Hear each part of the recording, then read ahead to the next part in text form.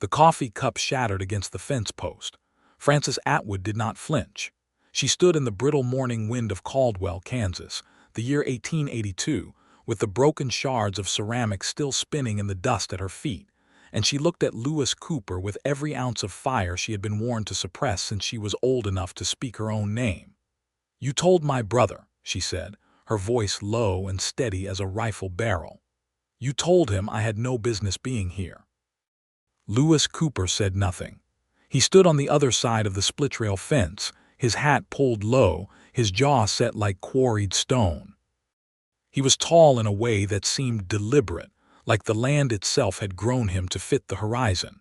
His eyes were the color of a winter creek, gray-green and still and utterly unreadable, and they rested on her now without apology, without warmth, without a single visible crack in the wall he had built around himself.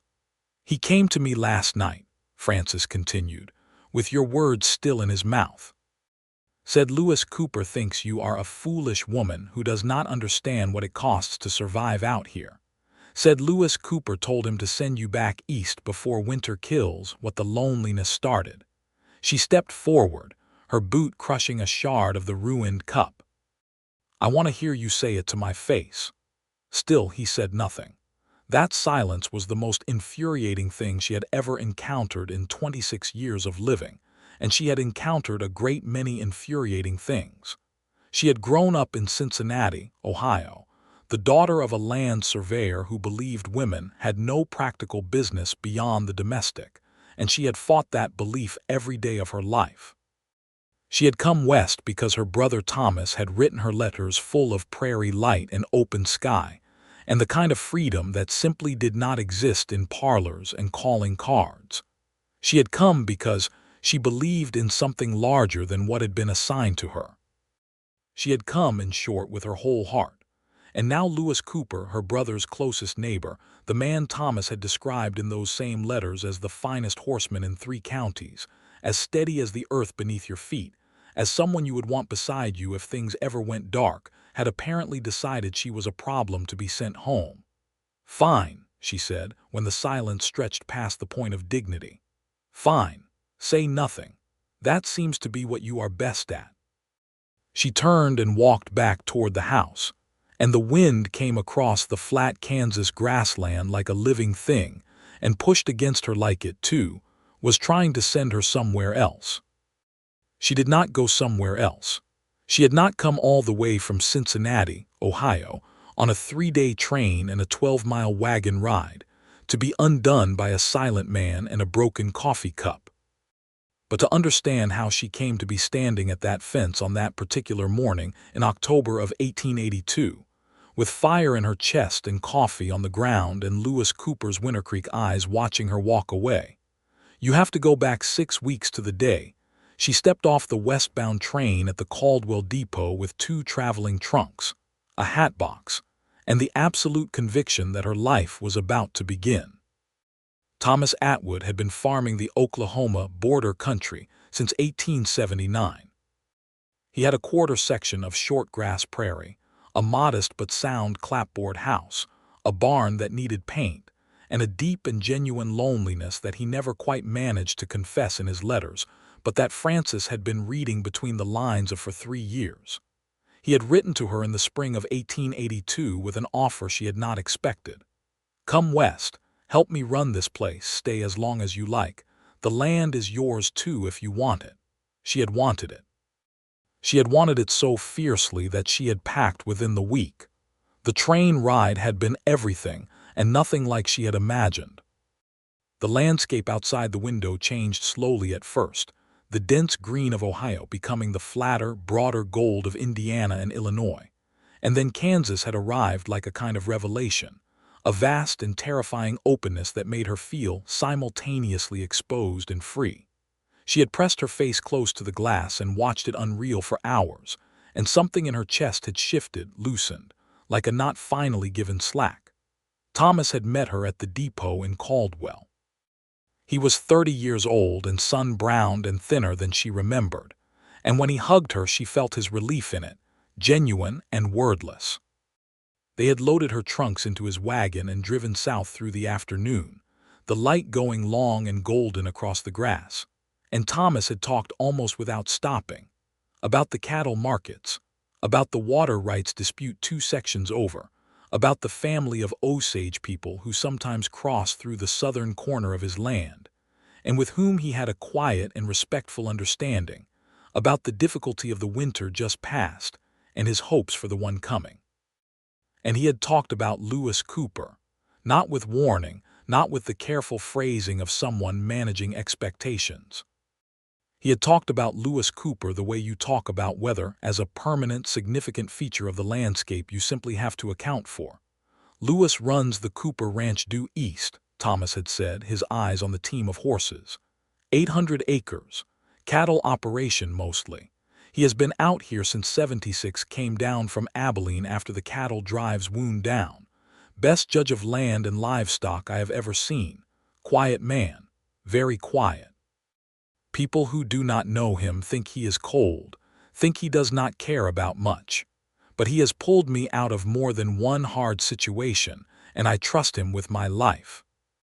Frances had filed this information in the part of her mind she reserved for important things and said, "I look forward to meeting him."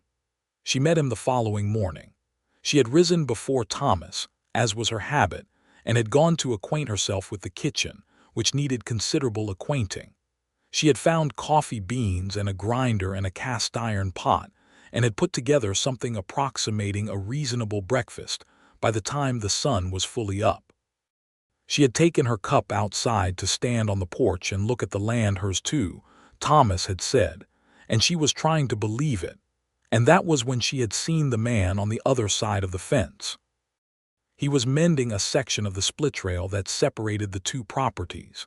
He worked with the economical efficiency of someone who has done a task so many times it has become unconscious, setting posts, lifting rails, not wasting a single motion.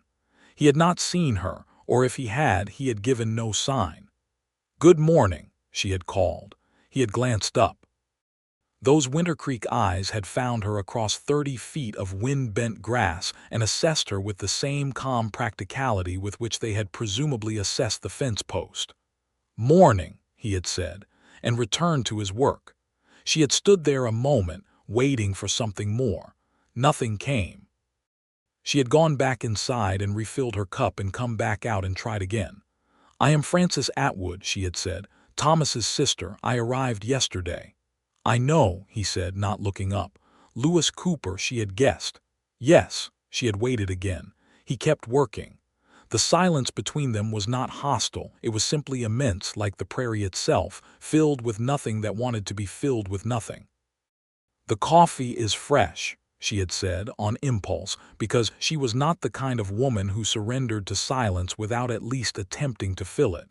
"If you want a cup when you are finished." He had stopped then. He had looked at her again, that slow, measuring look, and she had felt it in a way she did not entirely understand, a kind of attention that was the opposite of casual.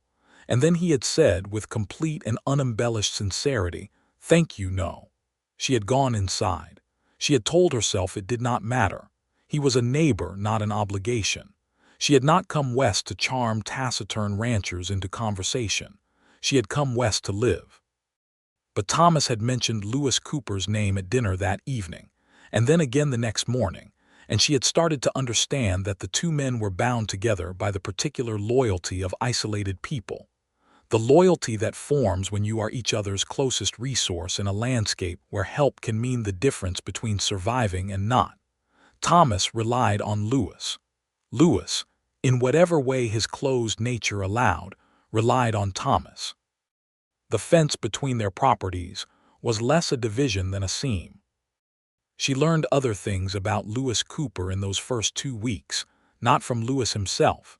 She had spoken to him 3 more times across that fence and received, combined, approximately 40 words, but from Thomas and from the other people of the area. From Dot Hennessy, who ran the general store in Caldwell with her husband Earl, she learned that Lewis Cooper had come from somewhere in Tennessee and never talked about it. From Bill Reardon, the blacksmith, she learned that Lewis had once sat up for 2 days straight nursing a neighboring family's cattle through a sickness, when the family could not afford a veterinarian and had refused any payment. From Clara Marsh, the wife of the minister at the small Methodist church south of town, she learned that Lewis Cooper had not attended church in 4 years, not since the death of his wife. She had not known about the wife. She had gone home from church that Sunday with Clara's words turning in her mind and a new dimension to the man she had been assembling from fragments. His name was Lewis Cooper. He was 33 years old. He had a dark past he did not discuss. He had built a wall so high and so thick that people took it as his natural character cold.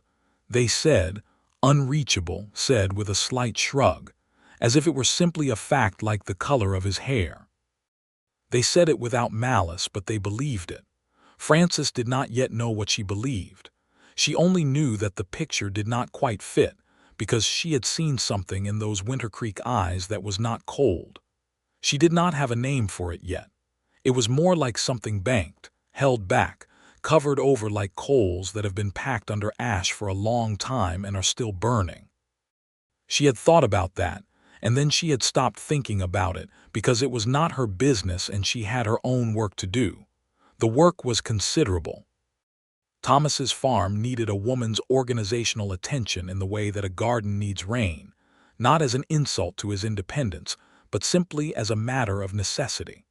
The kitchen stores were chaotic, the root cellar improperly sealed, the household accounts tangled and months behind. Frances applied herself to these problems with the methodical joy of someone who has finally been given real work to do, and she found that the days went fast when you filled them correctly. She planted the last of the fall garden. She mapped the root cellar and reorganized it according to logic. She bartered with Dot Hennessy at the general store for muslin and thread and spent 3 evenings mending Thomas's shirts, which were in a condition that bordered on the philosophical. She learned to ride the sorrel mare Thomas kept, awkwardly at first, and then with increasing confidence, taking her out in the mornings along the edge of the property while the light was still low and the grass was silver with dew. On one such morning, she found Lewis Cooper at the fence again. He was not mending it this time. He was simply standing at it, looking out at his own land with his arms resting on the top rail and his hat in his hand, his dark hair lifted slightly by the wind.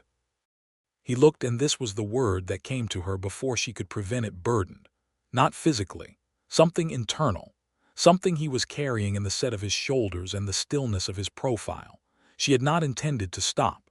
She had intended to ride past with a polite nod and continue on her way.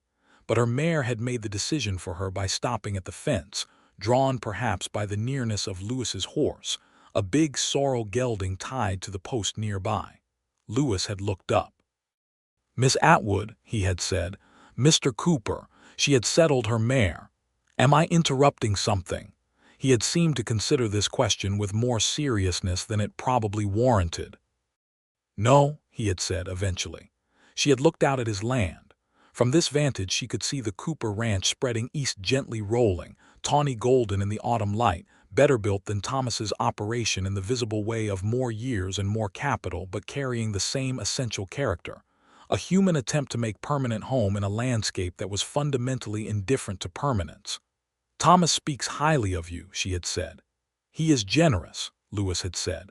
Flat, not modest. "Just a statement. He said you came from Abilene. From Tennessee, originally." It was the most information he had voluntarily offered. She had held it carefully. "I came from Cincinnati," she had said.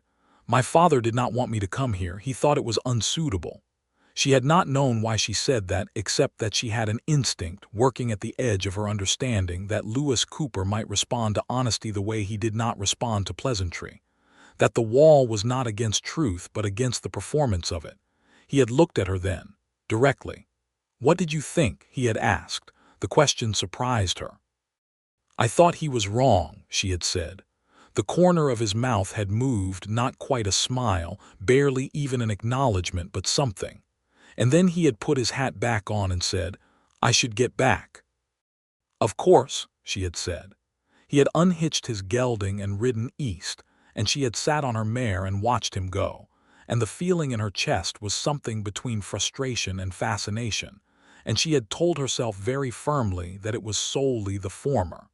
She had been in Kansas for 3 weeks when the trouble with the water rights came to a head. She had heard Thomas mention it in passing. There was a dispute over access to Dove Creek, a modest seasonal waterway that ran through the southeast corner of Thomas's land, and was also claimed, historically, by the Marsh family's cattle operation to the south.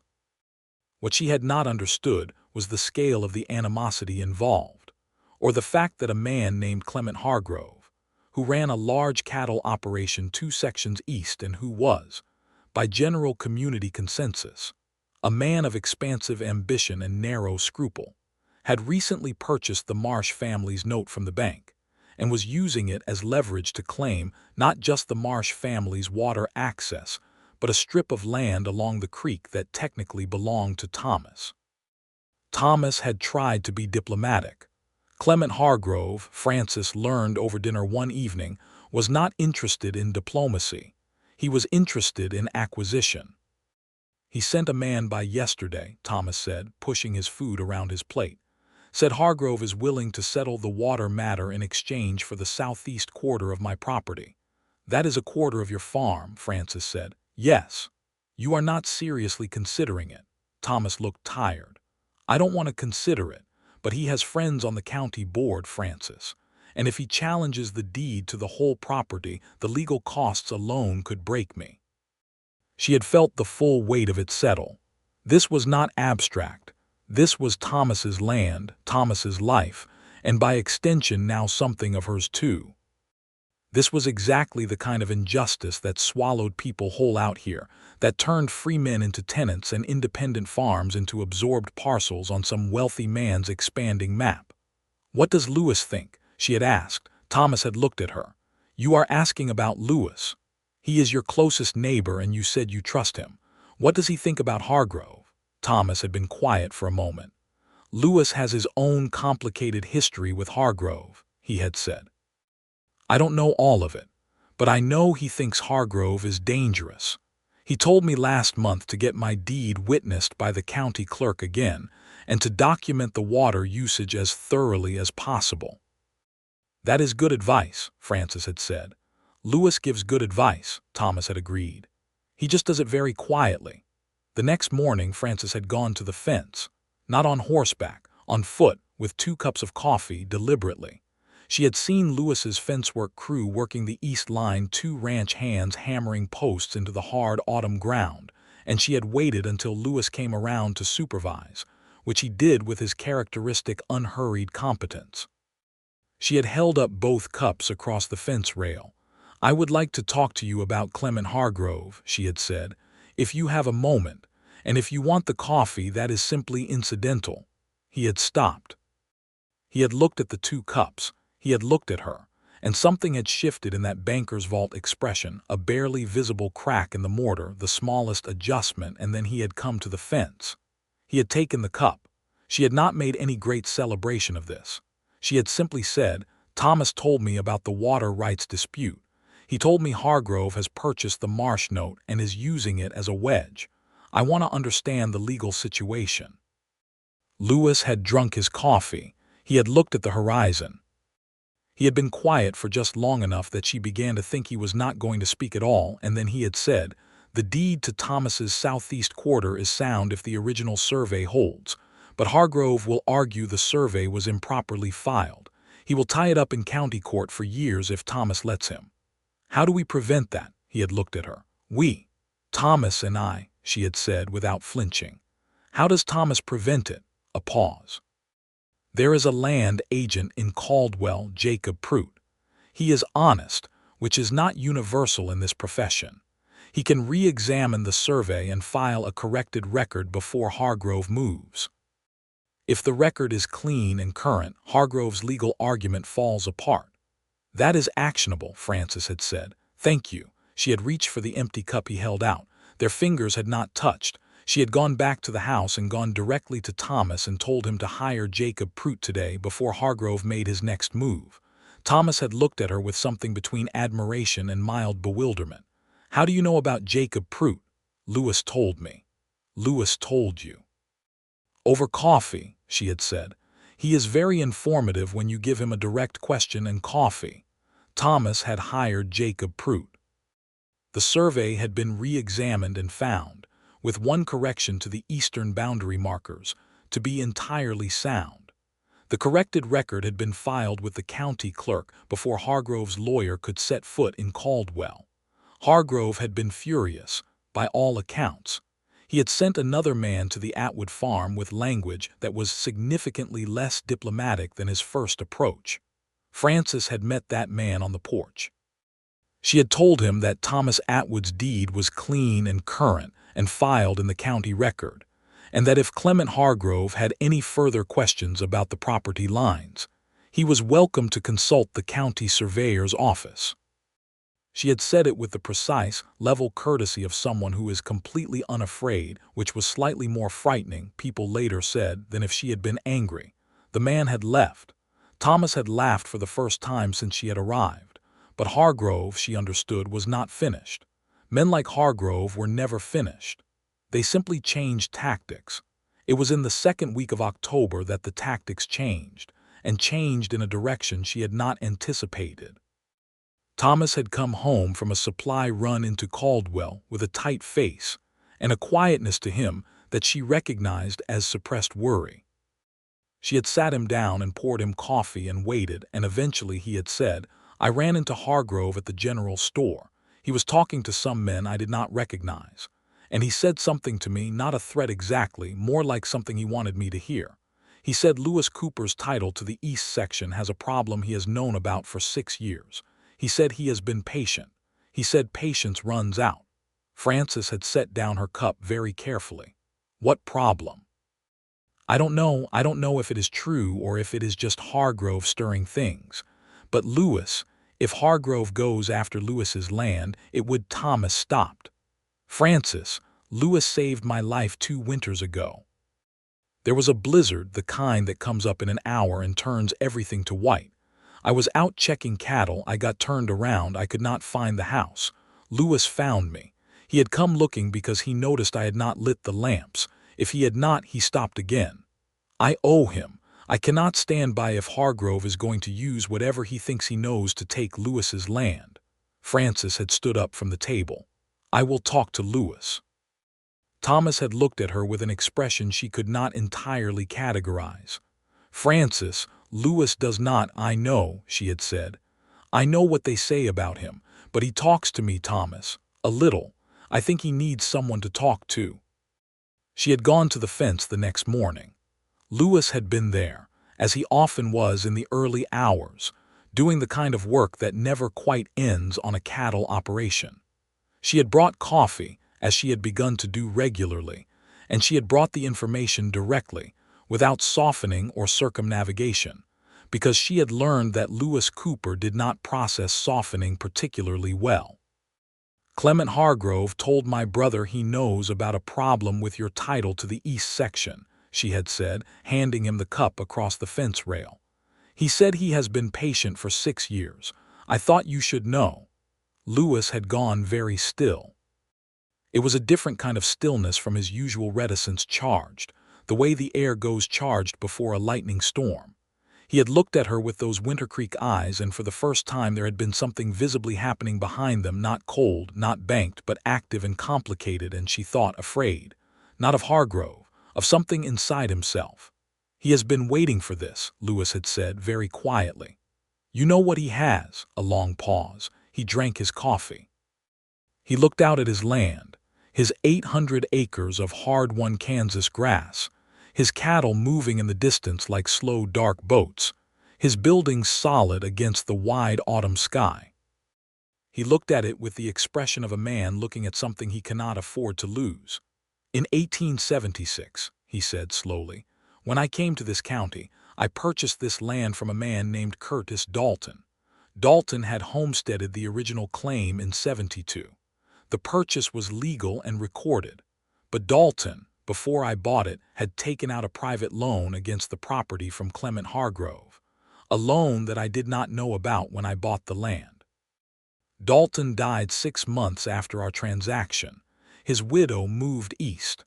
Hargrove never moved on it because I was a useful neighbor. I kept the land productive. He preferred to wait. He paused.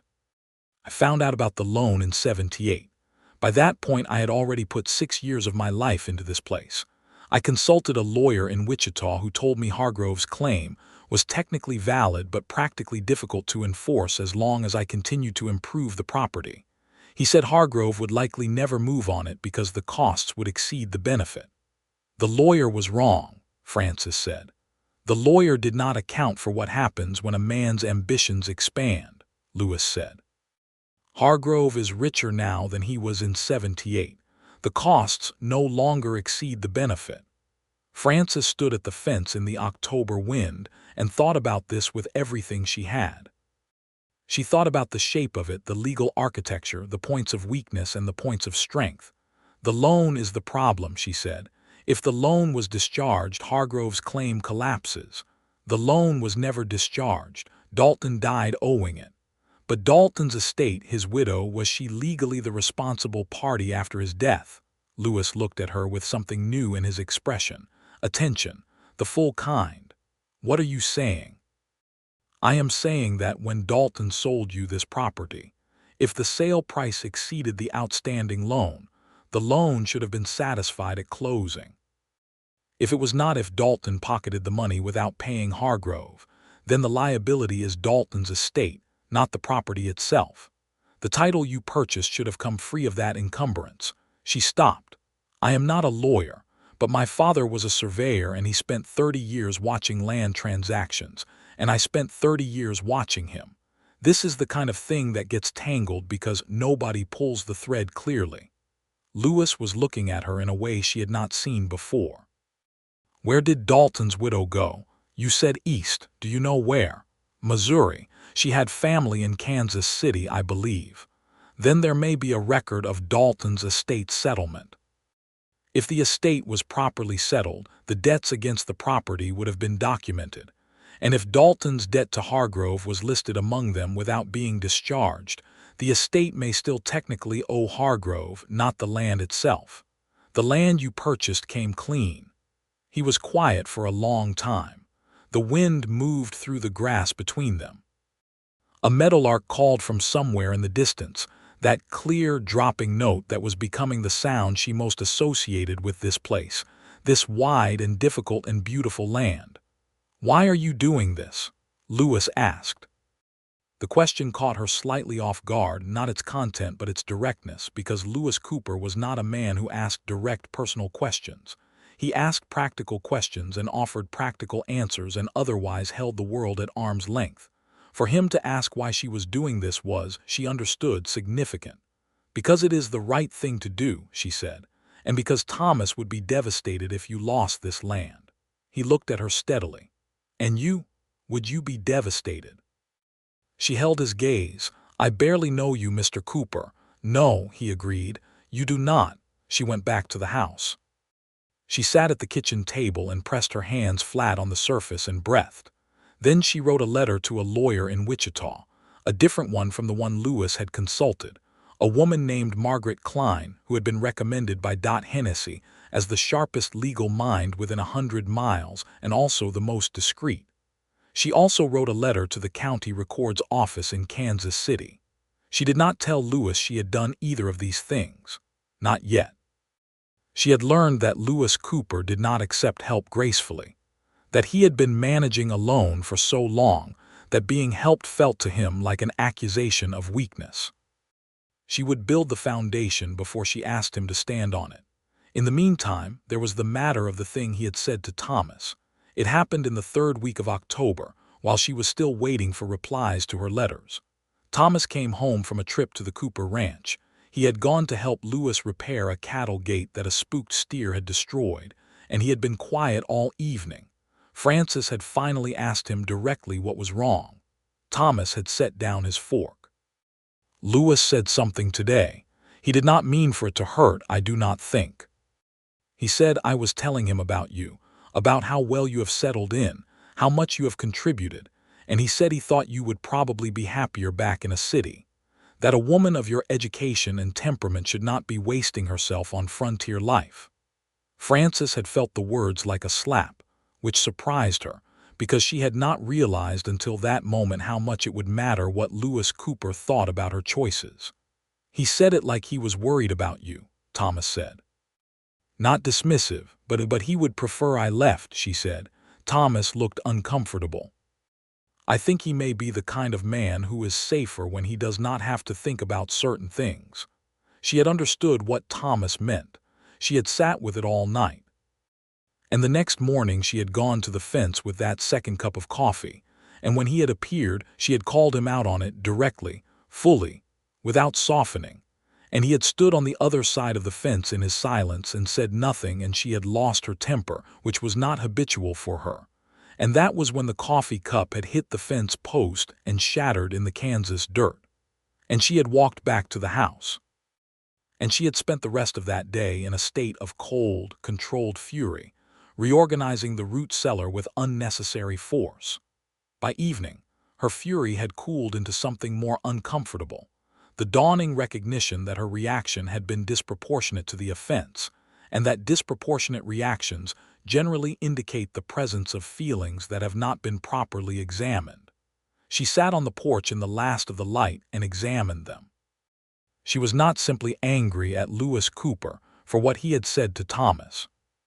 She was angry because it had hurt, and it had hurt because she had started to value something in him: the glimpses of the man behind the wall, the coffee mornings at the fence, the way he had looked at her when she spoke about Hargrove's title problem as if she had said something genuinely surprising and worth paying attention to.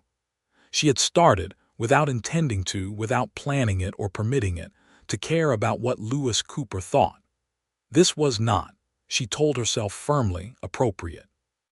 He was her brother's neighbor. He was a grieving man with a wall around him. He had, apparently, suggested to Thomas that she should go home. But then there was the other thing she kept turning over. He had said it like he was worried about you. Thomas's words, not dismissive, worried. What kind of cold man worried? She went to bed without resolving it. The next morning brought a letter from Margaret Klein, the lawyer in Wichita. The letter was 4 pages long and densely written, and Frances read it twice at the kitchen table with her breakfast coffee going cold beside her.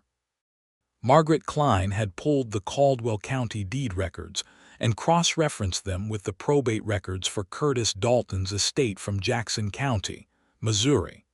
Her findings were exactly what Frances had hoped and slightly more.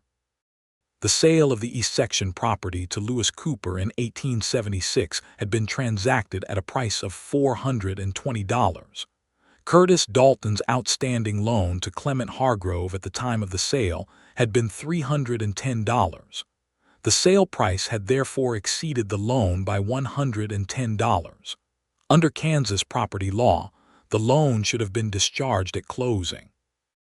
It had not been, because neither party, not the title company, not the local clerk, not Dalton's lawyer, had discovered the outstanding private loan in time. However, the legal principle was clear. The liability had transferred not to the property but to Dalton's estate, which had been settled in Missouri in 1877. Hargrove had filed no claim against the estate in that proceeding. His claim, Margaret Klein wrote, was almost certainly unenforceable. He had allowed the statute of limitations to run on the estate claim and had no legal basis for pursuing the property itself. She recommended, however, that Lewis Cooper retain her firm to file a formal quiet title action with the county court, which would permanently resolve the matter and put Hargrove's claims to rest. Frances set down the letter. She sat for a moment in the quiet kitchen with the autumn wind pressing against the house and the distant sound of Thomas's horses moving in the corral, and she felt something open in her chest, not triumph exactly, but something adjacent to it, something that felt like purpose fulfilled. She walked to the fence. Lewis was not there. She could see his ranch hands working in the east pasture, but the fence line was empty. She waited. She was patient when patience was called for. 20 minutes later, she heard hoofbeats and Lewis came around the south end of the fence line on his big sorrel gelding, apparently coming back from checking his cattle, and he saw her standing there and slowed to a stop. They looked at each other for a moment. He dismounted. "I owe you an apology," he said before she could speak. "What I said to Thomas, I should not have said it. It was not my business." She blinked. She had not expected this. She had not expected him to begin with that. "You are right that it was not your business," she said, recalibrating. "But that is not why I am here." She held up the letter. "Come to the fence." He came. She passed the letter across the rail and watched him read it. She watched his face, which was, as always, controlled, but the control required more effort as he read, and she could see the effort, the slight tightening around his eyes, the press of his mouth. He read it twice, as she had. He looked up. "Margaret Klein is thorough," he said. "Yes," she said. "She recommends a quiet title action. That will cost money. Less than losing 800 acres. He stood holding the letter. He looked at his land, that same look she had seen before, of a man looking at something he cannot afford to lose, except this time there was something different in it. Something looser. Something that looked tentatively like relief. "Why did you do this?" he asked, the same question. But this time it was different, softer, less guarded, like a question he actually wanted answered rather than one he had asked to deflect. "I told you, Thomas loves this land. You saved his life." And she stopped. "And," he said, she looked at him across the fence post. The fence post that had been the site of her fury and her shattered coffee cup, and whatever complicated beginning this was between them. The October light was doing something extraordinary to the Kansas grass, turning it to hammered copper, and the wind was warm for the season, and Lewis Cooper was looking at her with those Winter Creek eyes open in a way she had not seen them open before, and the truth came out of her with the particular inevitability of things that have been suppressed past their capacity to remain so. "And I think you deserve someone in your corner," she said. "I think you have been alone in that corner for a very long time, and I think that is partly why people have decided you are cold and unreachable, because you have given them no evidence to the contrary. But I have been watching you for a month, Lewis Cooper, and you are not cold. You are careful, you are protecting something, and I do not think you should have to protect it alone." The wind moved between them. A meadowlark called. Lewis Cooper did not speak for a long time. When he did, his voice was different, quieter, lower, stripped of the careful armor that was usually present in it even when he said very little. "Her name was Anna," he said. "My wife. She died in 1879, fever. She was—" He stopped. He looked at the ground, and for a moment the wall came back, and she thought he was going to stop there. But then he continued. "She was the only person I had ever told everything to. When she died, I thought that level of openness was what cost me her. That if I had kept her safer, kept things quieter, not brought her to this hard country in the first place." He stopped again. "I know that is not rational." "No," Francis said gently, "it is not, but grief is not rational. Grief does what it wants with us. I have been—" he paused, searching for the word, "careful since then." "I know," she said. He looked at her. "I said what I said to Thomas because I was afraid," he said. "Not for you, of the fact that I find myself at this fence every morning looking for you." The honesty of it hit her like a physical thing. She held the fence rail with both hands and steadied herself. She was not a woman who was easy to unsettle, but Lewis Cooper being honest was like whether you had not prepared for sudden and total, and transforming the landscape entirely. "I find myself at this fence looking for you too," she said. He looked at her. Something moved across his face that she had not seen there before, undefended, unshielded, a feeling passing through him visibly like light through clear water. It was not yet the full openness of trust, but it was the direction of it. "I will hire Margaret Klein," he said. "Good," she said. They stood at the fence for another moment. The wind was warm and the copper grass moved, and neither of them spoke, and it was the most comfortable silence she had ever stood in. He hired Margaret Klein. The quiet title action was filed the following week. Hargrove's legal response, when it came, was exactly as weak as Margaret Klein had predicted, all bluster and selective citation, with no real legal foundation once the Missouri probate records were presented to the county judge. The hearing was brief. The judge, a practical man named Horatio Bowes, who had been presiding in Caldwell County for 9 years and had seen every variety of land chicanery that the western frontier could produce, ruled in favor of Lewis Cooper within 30 minutes of hearing the evidence. The title to the east section of the Cooper Ranch was formally quieted. Clement Hargrove left the courthouse with his lawyer and did not speak to anyone. He drove his buggy east at a pace that suggested fury, and the general opinion in Caldwell was that he would make other trouble in other places, but that this particular campaign was finished. Thomas shook Lewis's hand on the courthouse steps with both of his, the way you shake hands when words are not sufficient. Lewis looked, Frances thought, like a man who had just set down something very heavy that he had been carrying for 6 years. She was standing slightly behind Thomas, and when Lewis's eyes found her over her brother's shoulder, she saw the same thing she had seen at the fence, that undefended movement, that opening. He held her gaze for a moment, and she held it back, and the October sun was warm on the limestone courthouse steps, and the main street of Caldwell was alive with horses and wagons, and the ordinary noise of a frontier town going about its business. And something between Frances Atwood and Lewis Cooper had shifted into a new territory that neither of them yet had a name for, but both of them felt.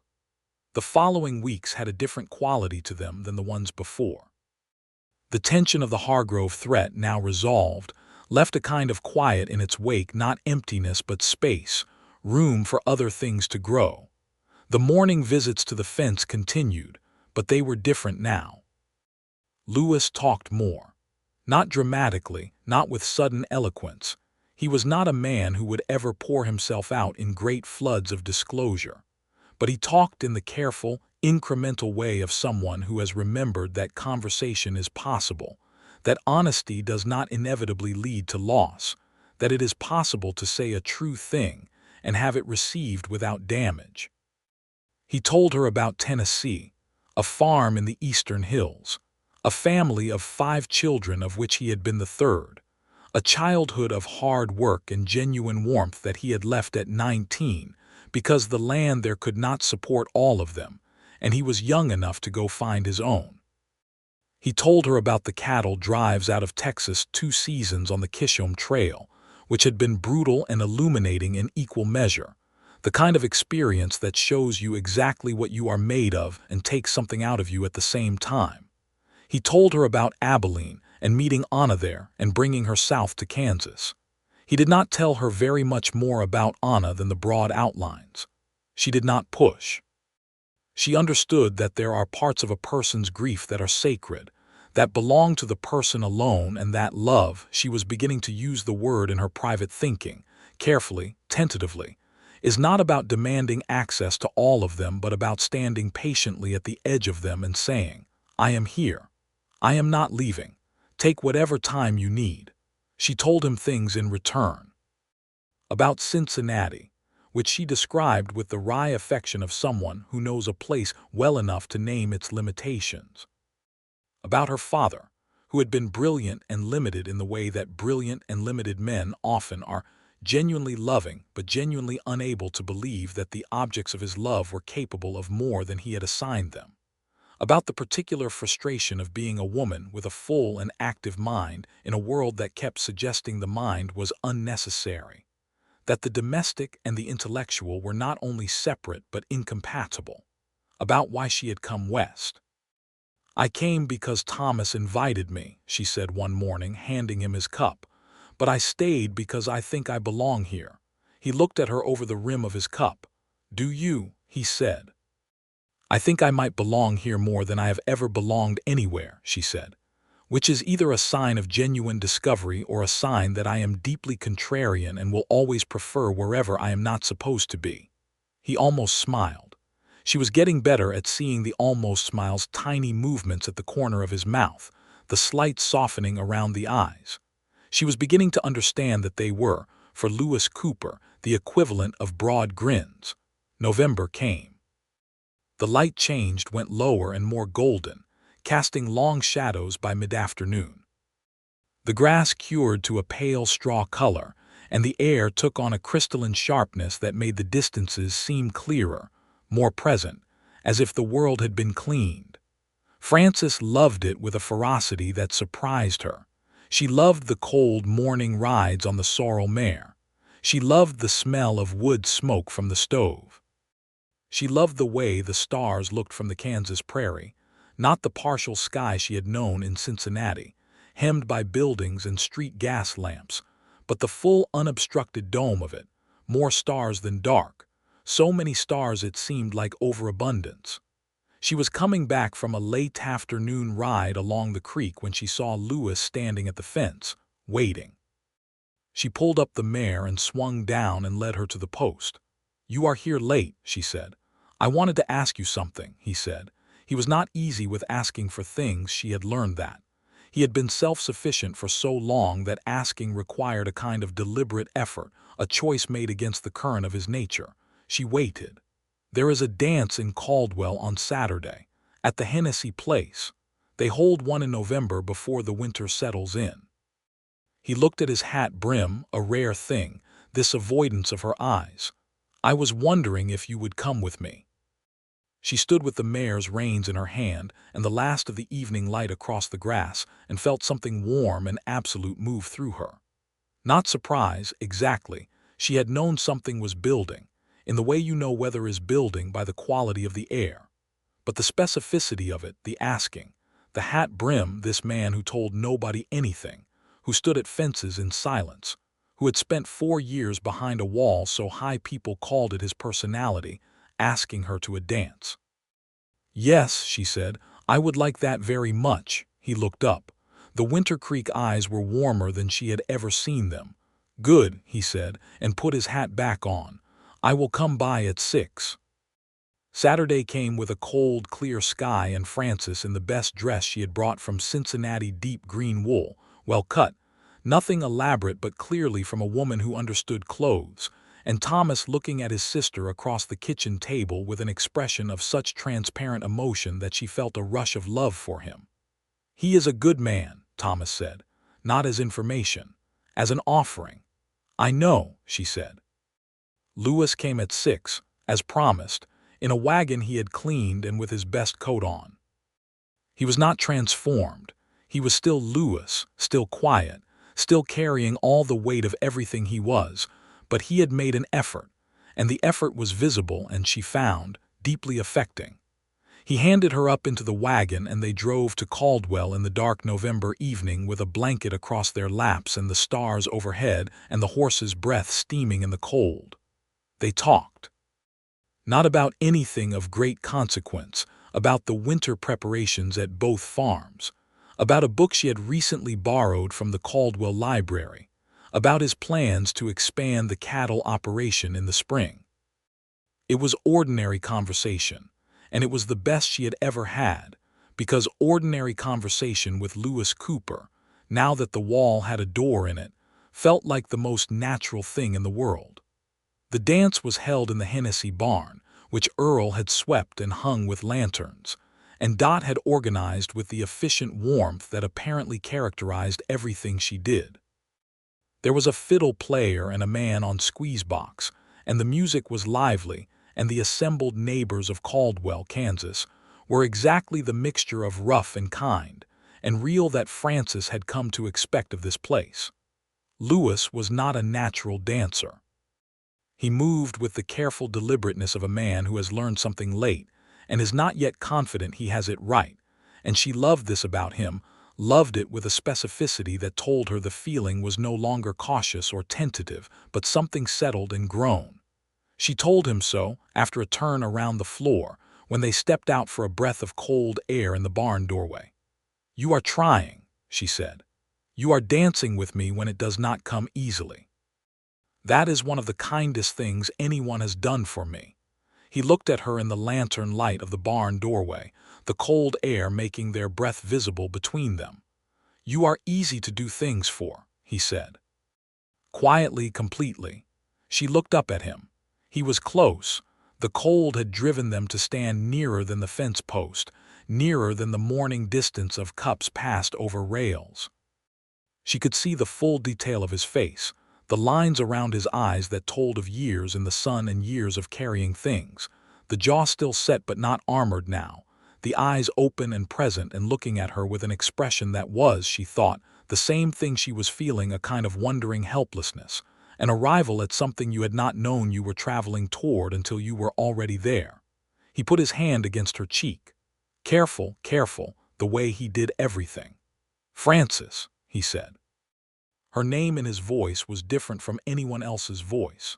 He said it like it was significant, like it carried weight, like he had been thinking about the saying of it. "Yes," she said, very quietly. He kissed her.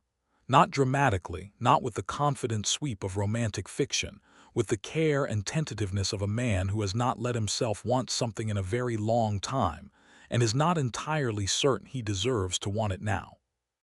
She kissed him back with the full warmth of everything she had been accumulating over these weeks. At the fence, in the morning light, over coffee cups and legal letters, and the slow, deliberate business of learning a person. When they separated, the cold air was between them again, and the fiddle music drifted from inside the barn, and somewhere in the dark a horse stamped. "I have been very foolish," he said. "In what respect?" she asked. "In suggesting you should leave," he said. "I was afraid. I said something cowardly because I was afraid. I am sorry."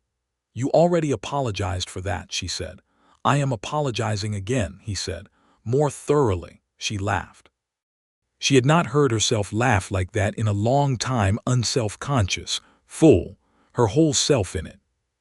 He looked at her when she laughed, and she could see the impact of it on him, the thing it did to the last remaining reserves of his caution, and she thought, there it is. There is the moment. The wall is not just a door now. The wall is gone.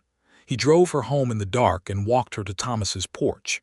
He held her hand on the porch steps, her bare hand, because she had taken her gloves off, and his were never on. His hand was large and warm and rough from decades of outdoor work, and she stood on the bottom porch step and held it and looked up at him. "I should like to walk with you tomorrow," he said, "if you are willing." "I am willing," she said. "And the day after," he said. "Yes," she said. "And after that," he said, not a question.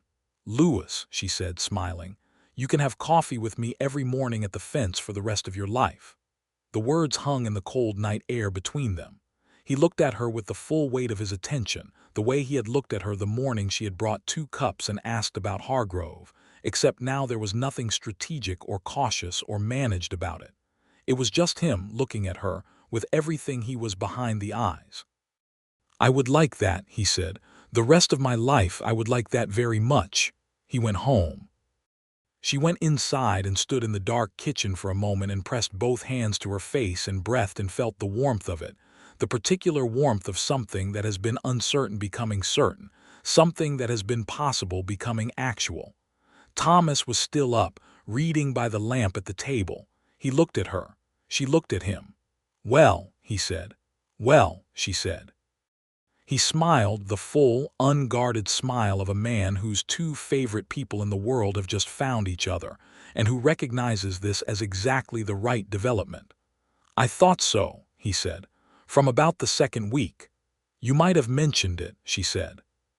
"Frances," Thomas said, "I have never in my life been able to tell you anything. Why would I start now?" She laughed again and went to bed and lay in the dark with the Kansas stars framed in the window and her heart doing something it had not done before, not racing with anxiety or drumming with ambition, but simply open, like a door left wide to let in the air. The winter came in earnest in December. The first snow arrived quietly, as Kansas snow does in the night, and Frances woke to a transformed world, white and silent and impossibly large. She stood on the porch in her coat and felt the cold and the beauty of it with equal parts body and soul, and she thought, "I am exactly where I am supposed to be." Louis had made her a gift in early December, not bought, made. A shelf for the kitchen, solid oak, fitted with pegs for the cups. He had built it in his workshop and brought it over on a gray Tuesday morning and installed it without ceremony while she watched, handing him tools when he needed them. And when it was done, he had looked at it and then looked at her with that particular expression she had come to think of as his most honest one, slightly uncertain, wanting it to be good. "It is perfect," she said. She touched the wood, which was smooth and solid and fitted to the wall as if it had always been there. "It is absolutely perfect." He had nodded once and gone back to his ranch. She had stood looking at the shelf for a long time. By Christmas, which was a small and genuine celebration at Thomas's house with Lewis present as a matter of course now, they had settled into the kind of ease that takes some people years to find, the ease of being entirely yourself with another person, of not performing or managing or editing. Lewis talked more than anyone in the territory would have believed possible. Not endlessly, not in great rushing floods, but steadily, truly, the conversation of equals. He asked her questions that demonstrated he had been listening, not just to her words but to what was behind them. The same attentiveness she had noticed in him from the beginning turned now toward her fully. He told Thomas, one evening after Christmas dinner when Francis was in the kitchen and could hear through the open doorway, that he wanted to ask her to marry him. Thomas's response was inaudible, but his laughter was not. Lewis asked her on the first day of the new year, 1883. He did not ask her at the fence. He asked her in the barn, where she had gone to check on the mare, who had been favoring a hind leg. He came in while she was bent over examining the hoof, and she straightened up with straw on her skirt, and he said her name. She turned around. He was not kneeling. He had told her later that he had considered it, and decided it seemed false, a performance of a moment that was already real without theater.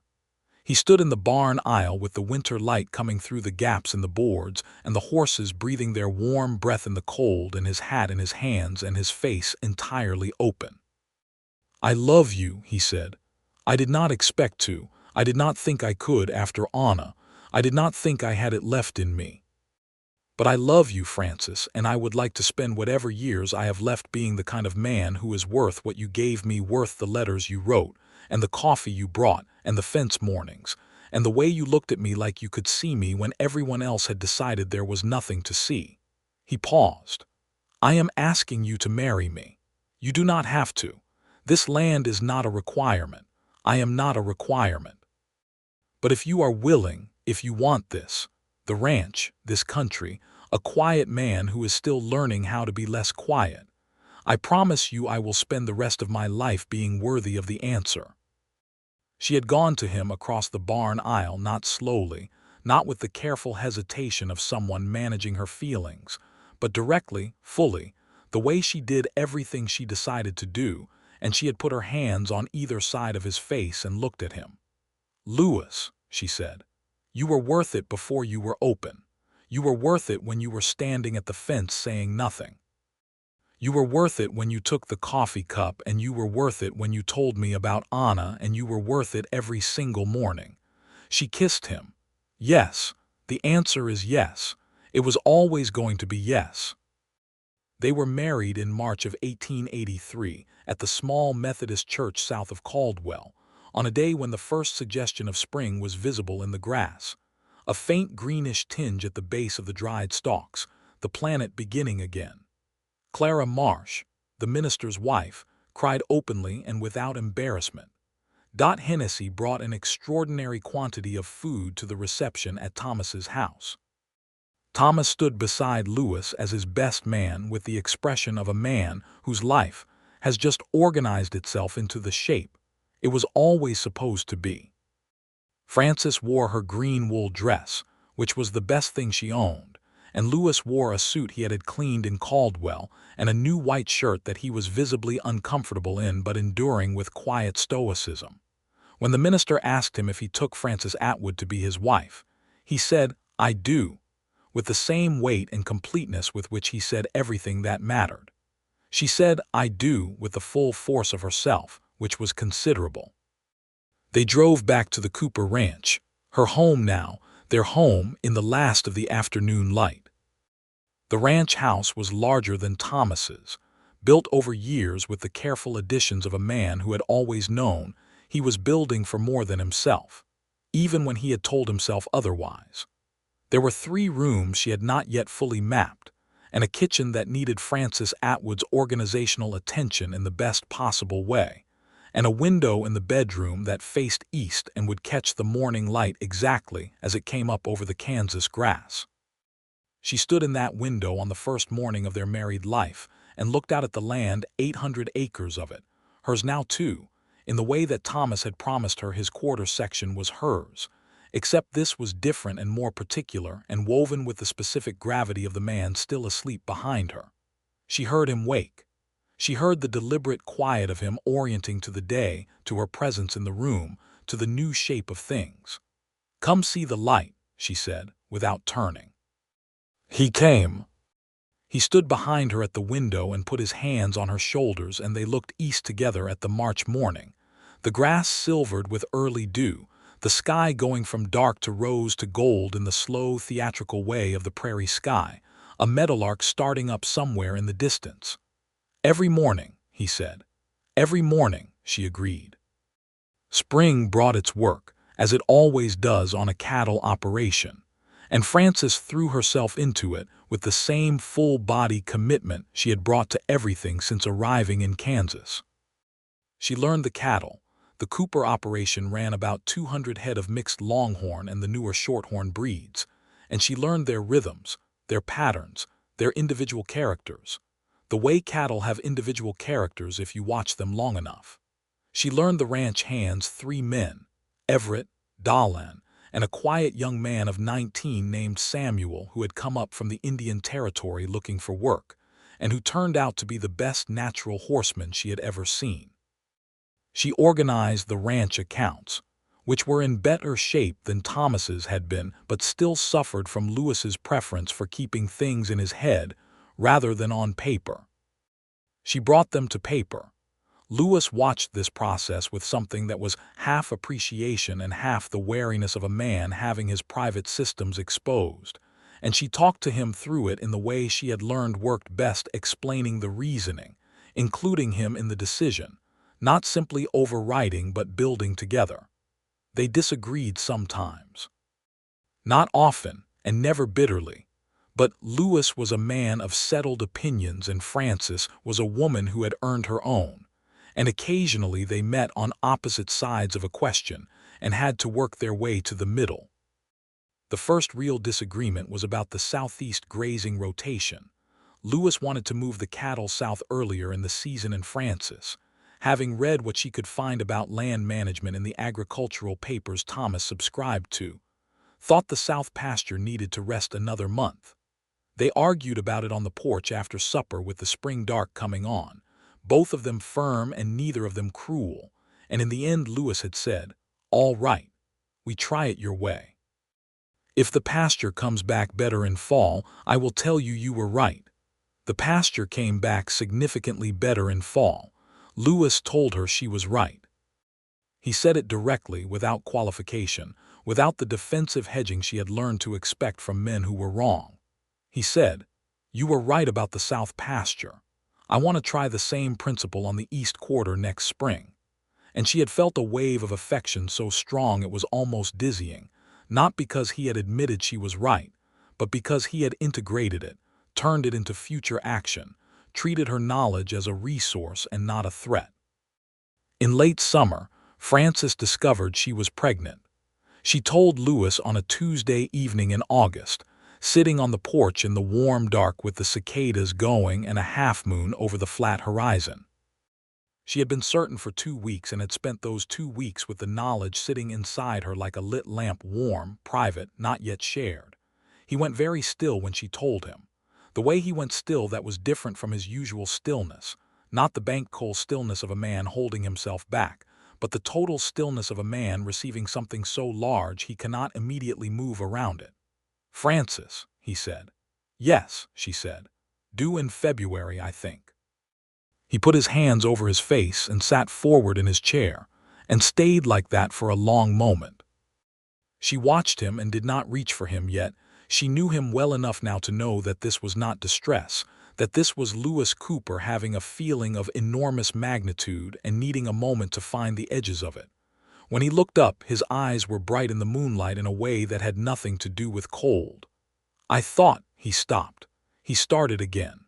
"After Anna, I thought," he stopped again. He shook his head slightly, and what was in his face was something she had not seen there before, the purest version of open she had ever seen him be: joy, unmanaged, unarmored, entirely visible. "I am going to be a father," he said, as if the words needed to be said aloud to be real. "Yes," she said, "you are." He reached for her hand. He held it in both of his. He looked at her, the complete, unguarded look that she had been given fully only in moments of great significance and that never failed to move her. "Thank you," he said, not a social courtesy, something deep and specific and real. "We built this together," she said. The winter came again, and with it, the particular tenderness of a man who has lost someone and is, in consequence, profoundly conscious of what he has to lose. Louis hovered at a careful, respectful distance that was nevertheless completely present, making sure the stove was warm, making sure she was not lifting what should not be lifted, appearing in doorways with a quiet question about how she was feeling with the calm regularity of someone performing a check he cannot quite relax enough to stop. She found it, to her surprise, not irritating but touching. She told him so, which made the almost smile appear. Thomas came over frequently through the winter, drawn by the nearness of the event and the simple fact that both of his favorite people were in one house. He and Louis sat at the kitchen table on long evenings, playing cards or talking ranch business while Frances read or sewed, and the warmth of those evenings was something she would remember for the rest of her life. The lamplight, the wind outside, the sound of the men's voices, the particular quality of a house that has been brought to life by the people in it. The baby came in February of 1884, as she had estimated, during a cold, clear week that brought the first genuine warmth of the promise of spring. He was born at dawn, a boy, as she had privately hoped, because she had thought Louis might appreciate a son first, though she would have loved a daughter equally. And he was healthy and loud in the way of new humans announcing their arrival, and Louis held him with the focused gravity of a man for whom this was the most consequential task he had ever been assigned. They named him Thomas Arthur Cooper, for Frances's brother and for Louis's father, whose name she had learned during one of the later fence morning conversations. Thomas Atwood, holding his nephew for the first time with the carefully supported arms of someone who has not had much practice with infants, cried without attempting to conceal it, and then looked embarrassed and then decided not to be embarrassed. "He looks like you," Thomas said to Louis. "He looks like Frances," Louis said. "He looks like himself," Frances said, from the bed where she was watching them both with the contented authority of someone who has done the most significant work in the room and is entitled to an opinion. Young Thomas Tom, as he became, grew as children do in that country, fast and interested and unafraid, with his father's eyes and his mother's directness, and a personality that seemed from the very beginning to be entirely its own. He was walking by 11 months and talking by 18, and by 2 years old he was following Louis around the ranch with the single-minded purposefulness of someone who has decided where their education is going to take place. Louis with his son was the most complete version of Louis that Frances had ever seen. Not transformed.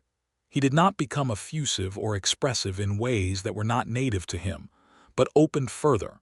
The reserves of warmth that she had always known were there, flowing naturally toward this small person who needed them without asking and accepted them without condition. He taught Tom the names of things, the cattle breeds, the grasses, the constellations visible on clear Kansas nights, the correct way to approach a horse, the names of the Osage people who sometimes came through the southern corner, and with whom Louis maintained the same respectful relationship Thomas had described in his letters, grounded in a genuine acknowledgement of the history of the land they all occupied and the people who had been on it longest.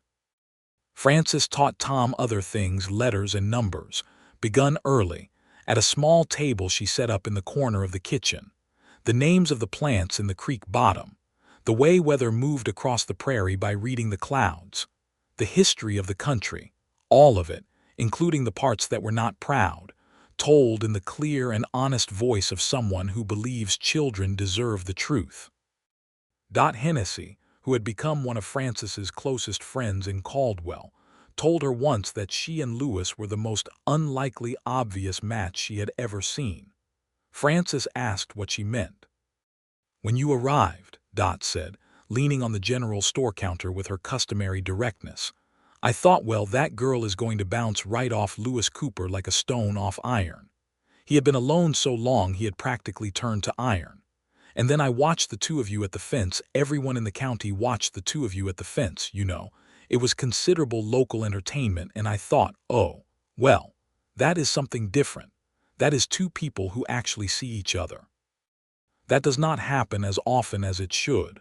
"No," Frances agreed, "it does not." In the spring of 1885, Frances discovered she was pregnant again. This time she told Lewis immediately, sitting at the kitchen table over their evening coffee. The ritual of coffee that had begun at the fence and migrated inside as naturally as everything else had.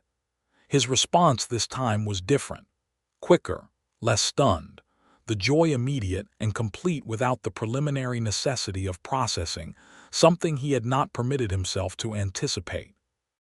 He leaned across the table and kissed her, and Tom, who was 18 months old and was sitting on the floor with one of Lewis's boot heels being used as an investigative object, looked up at the disruption of routine with calm curiosity. "Another one," Frances said, against his mouth. "Good," he said. Wholly simply.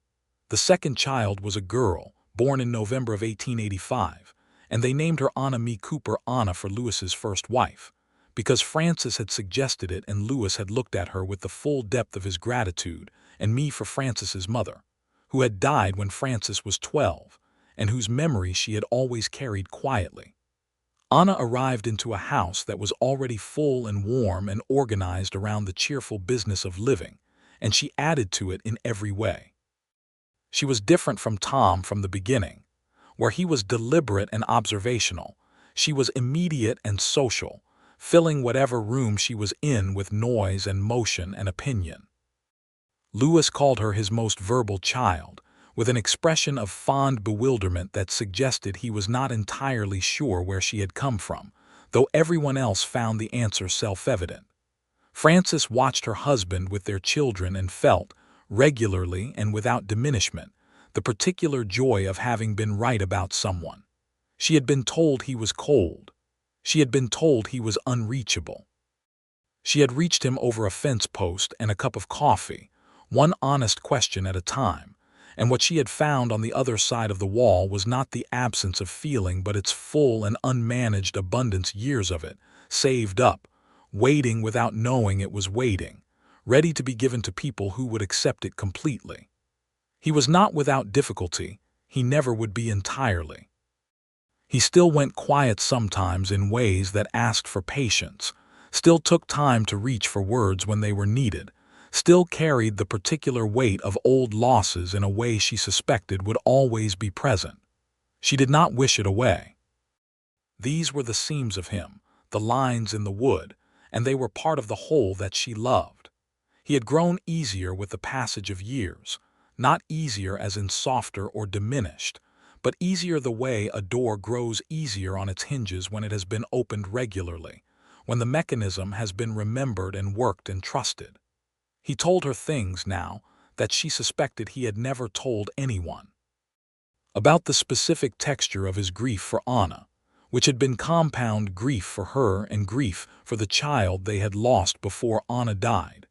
A miscarriage in 1878 that had broken something in him quietly and left the fracture covered rather than healed.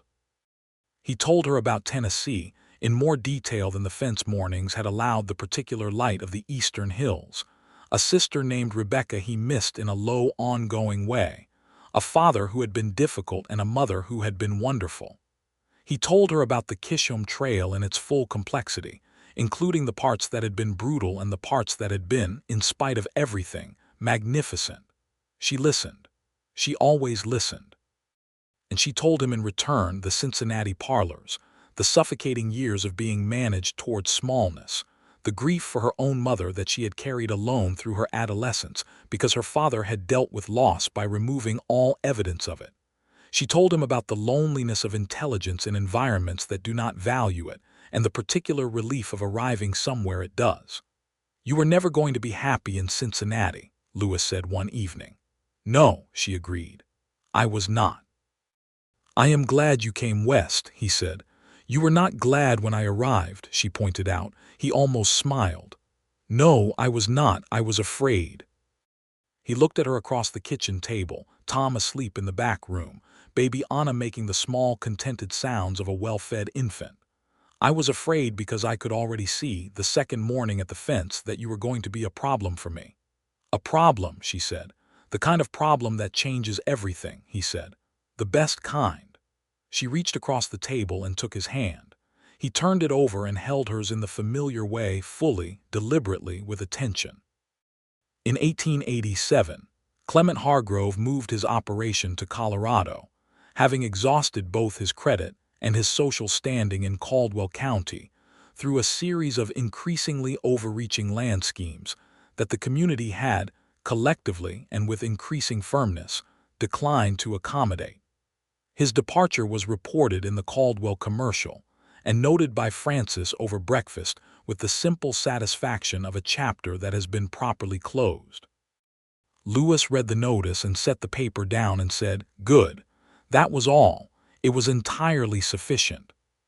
Thomas, in 1888, married a woman named Eliza Pratt, who had come west from Missouri to teach at the new schoolhouse established in the Caldwell district. She was small and quick and funny in a dry way that complemented Thomas's more open warmth, and Francis loved her within the first 10 minutes of their meeting.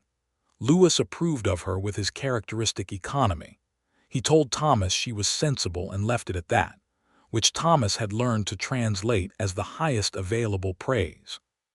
Tom started at Eliza's school in the fall of 1889, at 6 years old, and came home each day with facts and questions that he delivered to his parents at dinner, with the earnest thoroughness of someone filing a report.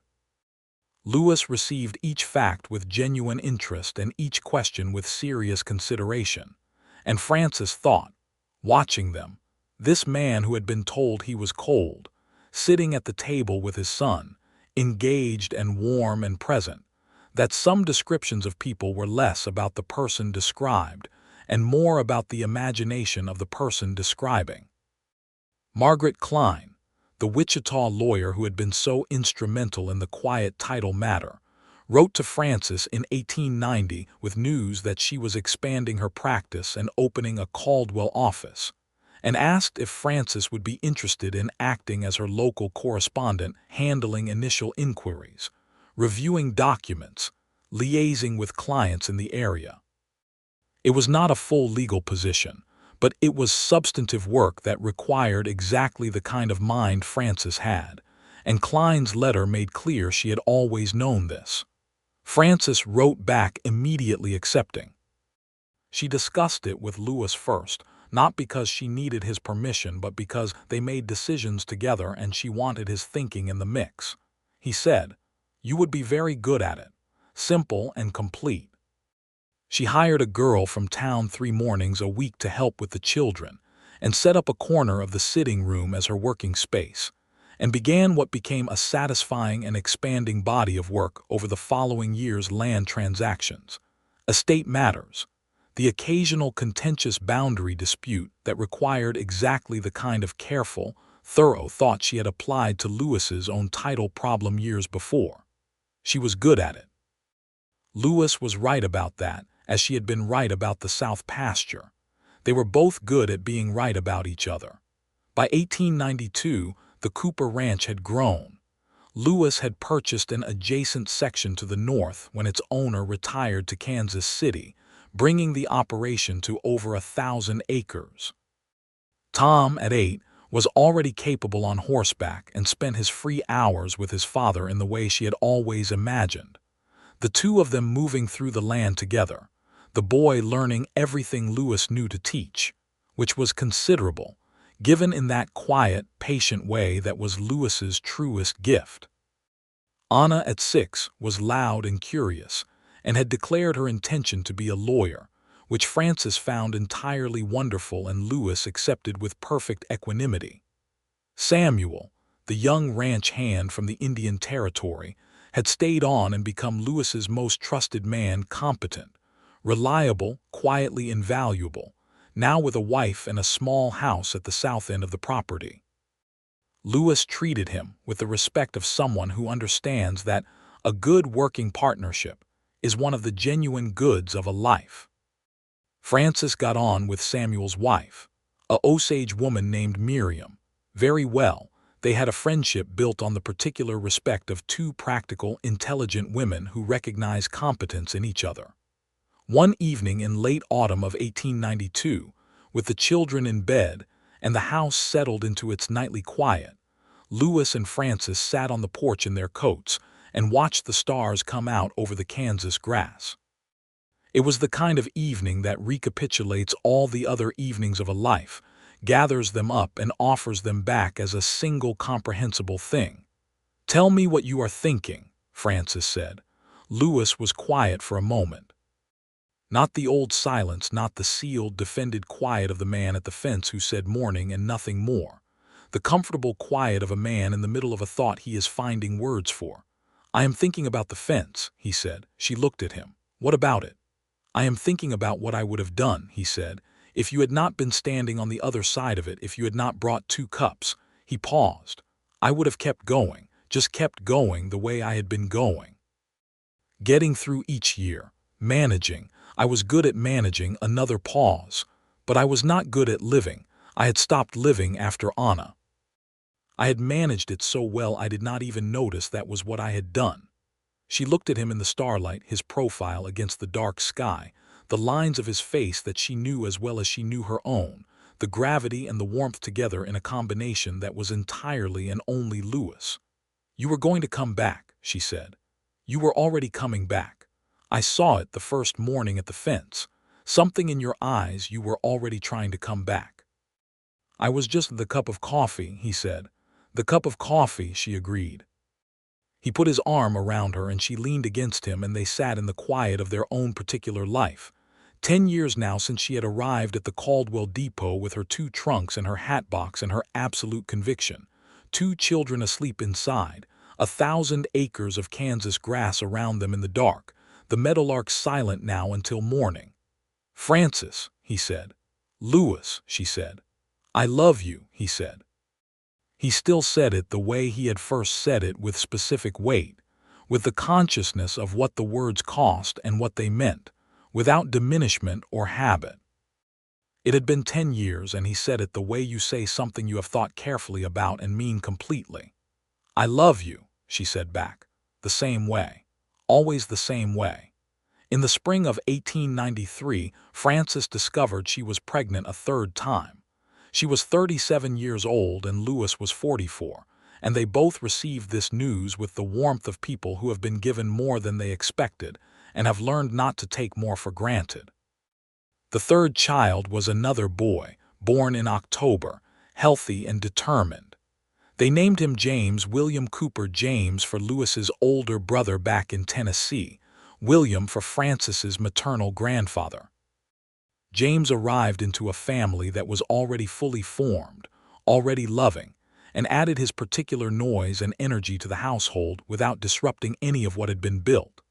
He was, from birth, a child of enormous appetite for food, for affection, for experience, for the world in every form it presented itself.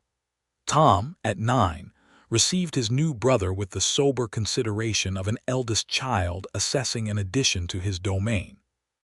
Anna, at 7, received James with proprietary enthusiasm, declaring him hers in a way that suggested she intended to parent him personally and alongside everyone else. Louis held the new baby with the ease of someone for whom this was now familiar, but with the same attention and specific gravity he brought to everything important. Frances lay in the lamplight of the room with the east-facing window, and listened to the quiet sounds of her house and her family, and felt the completeness of it, not the completeness of something finished, but of something fully and rightly in motion. She thought about the fence. She thought about the 2 cups, and the October morning, and Lewis's Winter Creek eyes finding her across 30 feet of wind-bent Kansas grass, with that slow, assessing look that she had not been able to name then, but could name now. She thought about what she had been told: cold, unreachable, given up on by general consensus as someone you do not bother trying to know, and she thought about what had actually been there, on the other side of all that careful management, waiting without knowing it was waiting. She had not rescued him. She wanted to be clear about that in her own private accounting. She had not arrived like a solution to his problem. They had done something more interesting than that.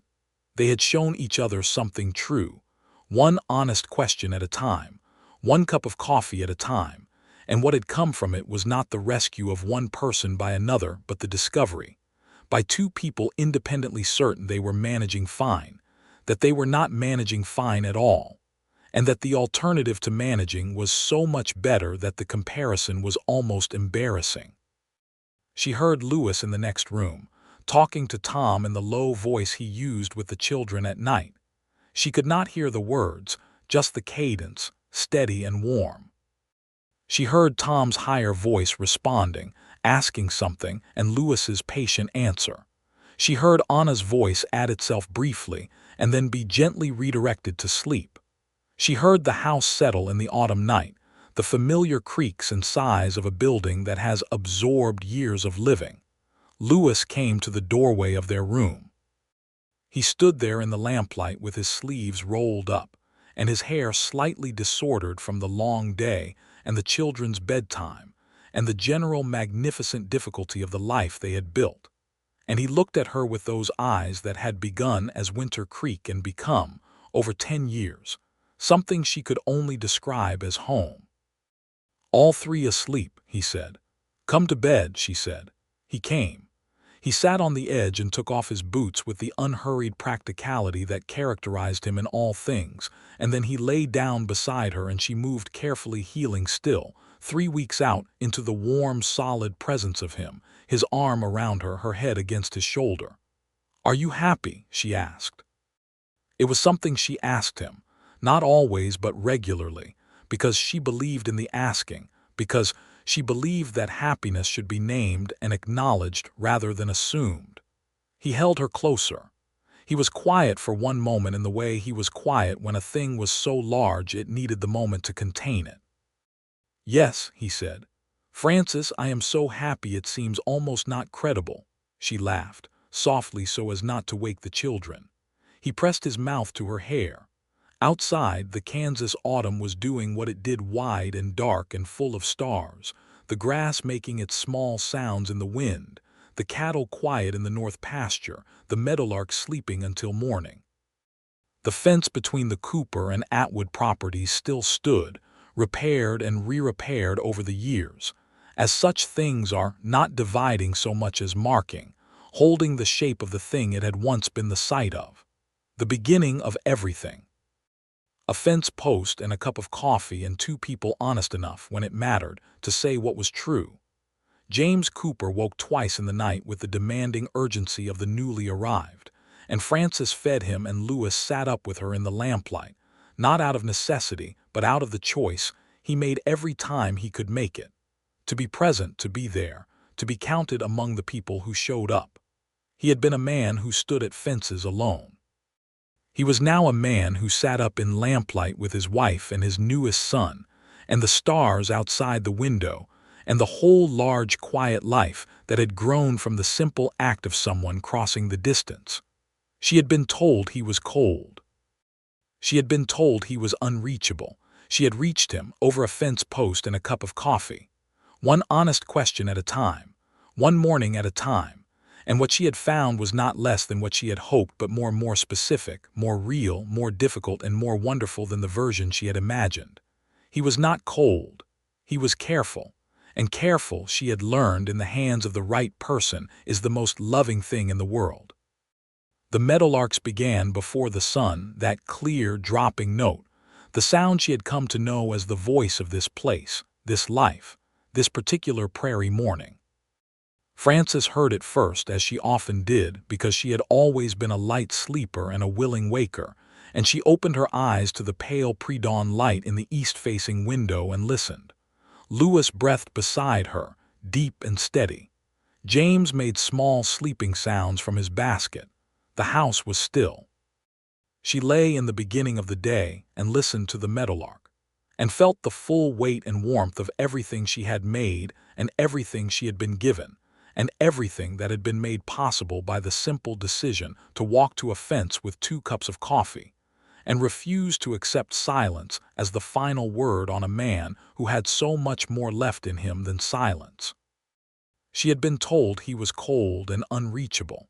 She was glad she had not believed it. She was glad every single morning that she had not believed it. The light came up slow and gold over the Kansas grass, and another day began.